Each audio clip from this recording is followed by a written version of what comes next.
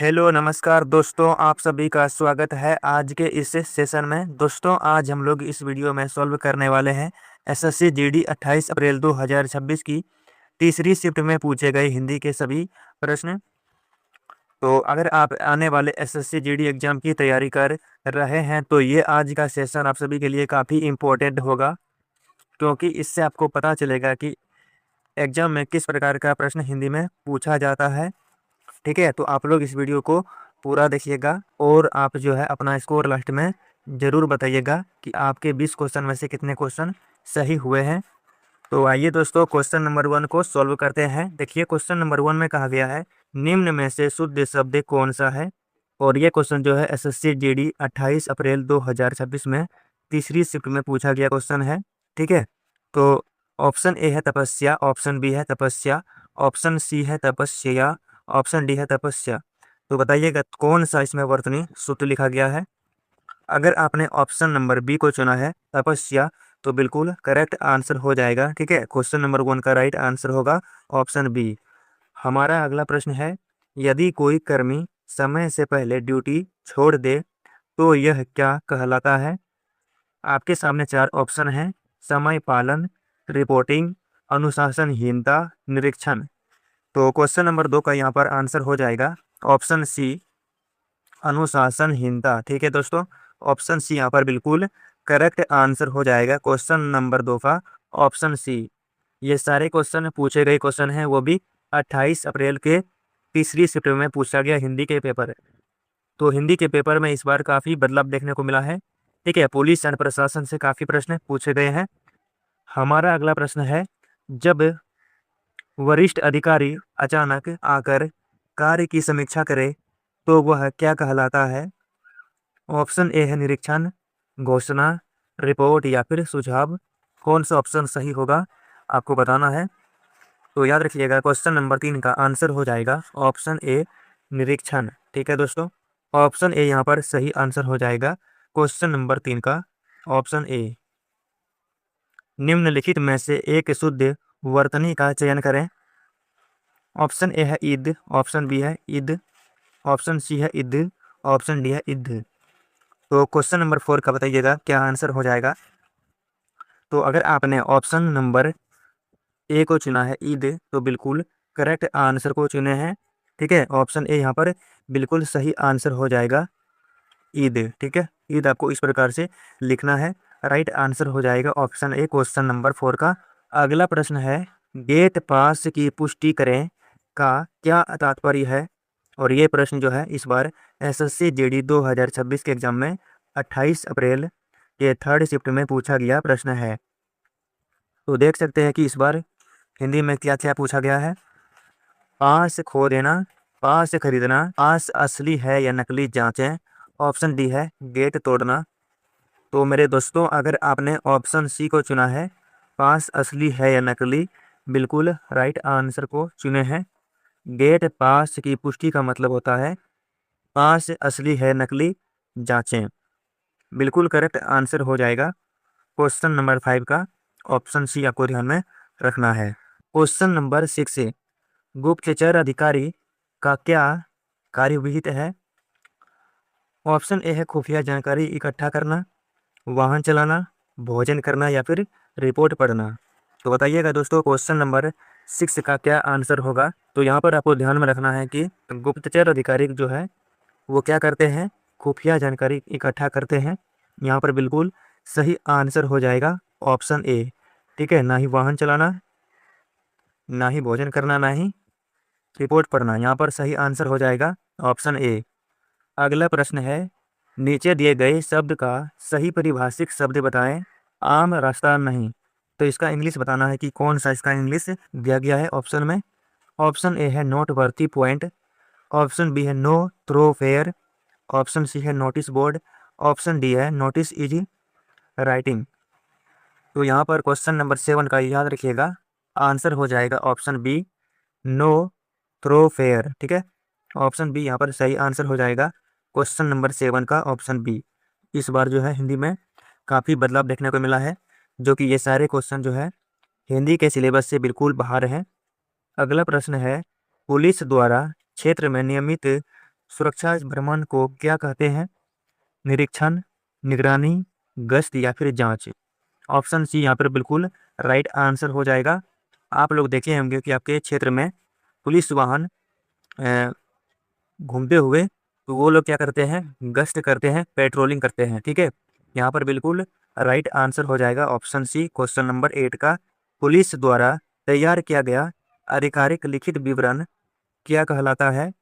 Option A है file, option B है पत्र, ऑप्शन सी है प्रतिवेदन और या फिर ऑप्शन डी है पंचनामा। तो देखिए क्वेश्चन नंबर 9 का यहाँ पर राइट आंसर हो जाएगा प्रतिवेदन। ऑप्शन सी आपको ध्यान में रखना है, ना ही फाइल होगा, ना ही पत्र होगा और ना ही पंचनामा। ठीक है, बिल्कुल राइट आंसर हो जाएगा ऑप्शन सी, प्रतिवेदन आपको ध्यान में रखना है। अगला प्रश्न है मेरे भाई कि कैमरों द्वारा की जाने वाली सुरक्षा निगरानी को क्या कहा जाता है? ऑप्शन ए है वीडियो सुरक्षा, डिजिटल निगरानी, सीसीटीवी निगरानी या फिर तकनीकी सुरक्षा।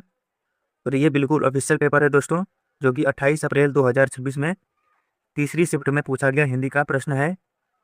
ठीक है, तो क्वेश्चन नंबर 10 का यहाँ पर सही आंसर हो जाएगा ऑप्शन सी, सीसीटीवी निगरानी। ठीक है दोस्तों, ऑप्शन सी यहाँ पर राइट आंसर हो जाएगा।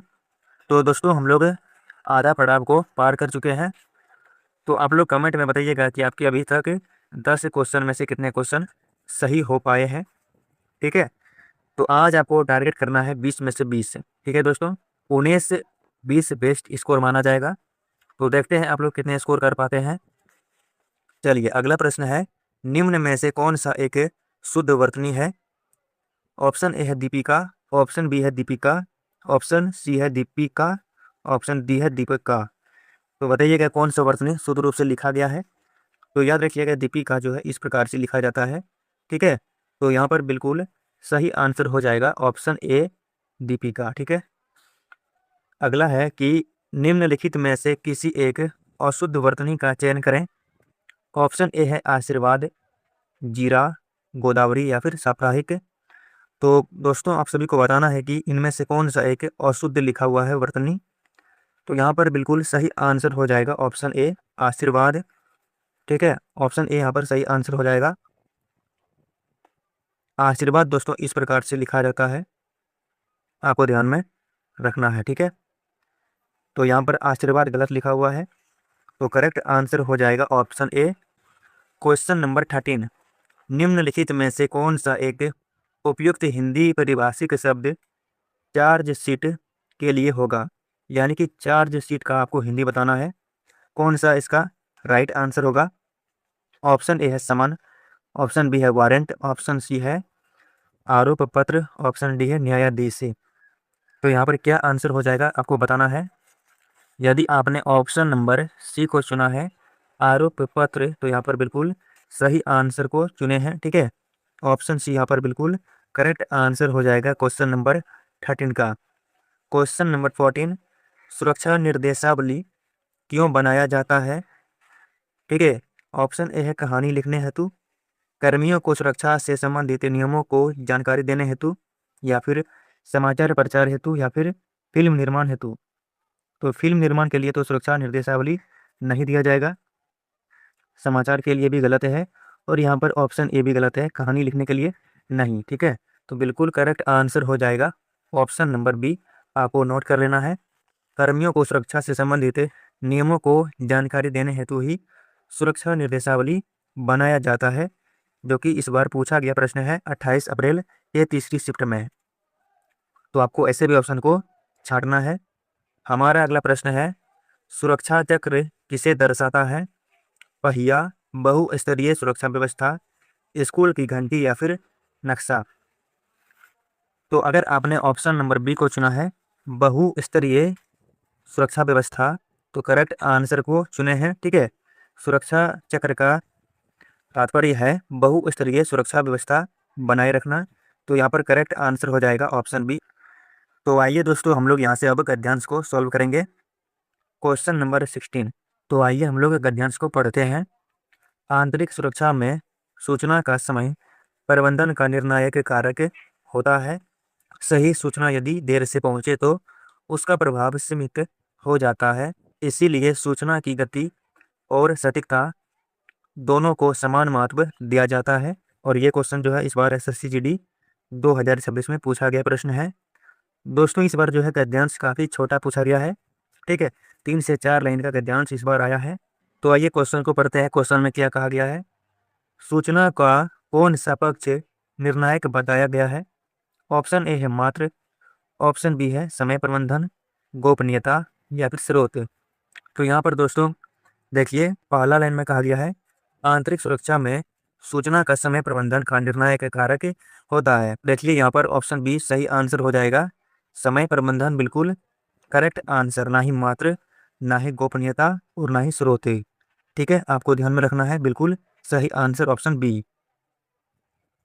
चलिए क्वेश्चन नंबर 17 में कहा गया है देर से पहुंची सूचना का प्रभाव कैसा हो जाता है। तो यहाँ पर देखिए गद्यांश में क्या कहा गया है, सही सूचना यदि देर से पहुंचे तो उसका प्रभाव सीमित हो जाता है। ठीक है, तो कैसा हो जाता है, सीमित प्रभाव हो जाता है। तो देखिए कौन सा ऑप्शन में सीमित दिया गया है, तो आपको एक ही ऑप्शन में दिखाई दिया होगा, ऑप्शन सी सीमित है। ठीक है, तो यहाँ पर अधिक बिल्कुल गलत है, अस्थायी गलत है और व्यापक गलत है। क्वेश्चन नंबर 18 किसे समान महत्व दिया जाता है।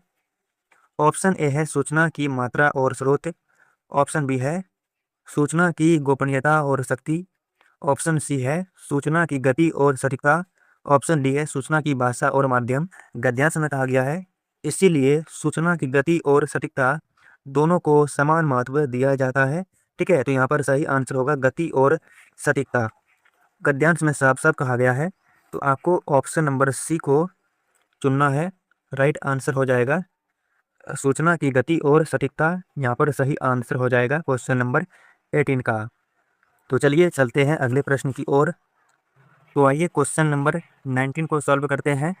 देखिए इसमें कहा गया है गद्यांश के अनुसार सूचना का मूल्य कैसे तय होता है। ऑप्शन ए है केवल सत्यता से, केवल गति से, केवल स्रोत से या फिर गति और समयबद्धता से। तो इसमें देखिए केवल सत्यता से नहीं होगा, गद्यांश में नहीं कहा गया है, केवल गति से नहीं होगा, केवल स्रोत से नहीं होगा, तो यहाँ पर राइट आंसर हो जाएगा गति और समयबद्धता से। ठीक है, ऑप्शन डी यहाँ पर बिल्कुल राइट आंसर हो जाएगा। तो चलिए दोस्तों हम लोग आज का आखिरी क्वेश्चन को सॉल्व करते हैं। देखिए क्वेश्चन नंबर 20 में कहा गया है यह गद्यांश किस सिद्धांत पर आधारित है। ऑप्शन ए है समय संवेदनशील सूचना सिद्धांत, दंड सिद्धांत, केंद्रीकरण सिद्धांत या फिर नियंत्रण सिद्धांत। तो यहाँ पर आपको बताना है कि कौन सा ऑप्शन सही होगा। तो देखिए नियंत्रण सिद्धांत के बारे में इस गद्यांश में बात नहीं किया है, केंद्रीकरण के बारे में भी बात नहीं किया गया है और दंड के बारे में भी बात नहीं हुआ है। तो यहाँ पर सही आंसर हो जाएगा समय संवेदनशील सूचना सिद्धांत। ठीक है, तो राइट आंसर हो जाएगा ऑप्शन ए। तो दोस्तों ये था आज का 28 अप्रैल 2026 की तीसरी शिफ्ट में पूछा गया हिंदी के पेपर। तो आज आपके 20 क्वेश्चन में से कितने क्वेश्चन सही हुए हैं, कितने क्वेश्चन आप कर पाए हैं, कमेंट में ज़रूर बताइएगा। और आज का वीडियो कैसा लगा, यदि अच्छा लगा हो तो वीडियो को लाइक करें। और ये दोस्तों ये बिल्कुल ऑफिशियल पेपर है जो कि 28 अप्रैल के तीसरी शिफ्ट में पूछा गया हिंदी के पेपर हैं। तो इस बार हिंदी के पेपर में काफ़ी बदलाव देखने को मिला है। तो अगर आप भी तैयारी कर रहे हैं एसएससी जीडी 2027 की, ठीक है, तो आपको हिंदी में पुलिस एंड प्रशासन तो ज़रूर पढ़ना होगा, तभी आप लोग जो है हिंदी में 20/20 ला पाएंगे। ठीक है दोस्तों, तो चलिए मिलते हैं अगली वीडियो में। जय हिंद, जय भारत।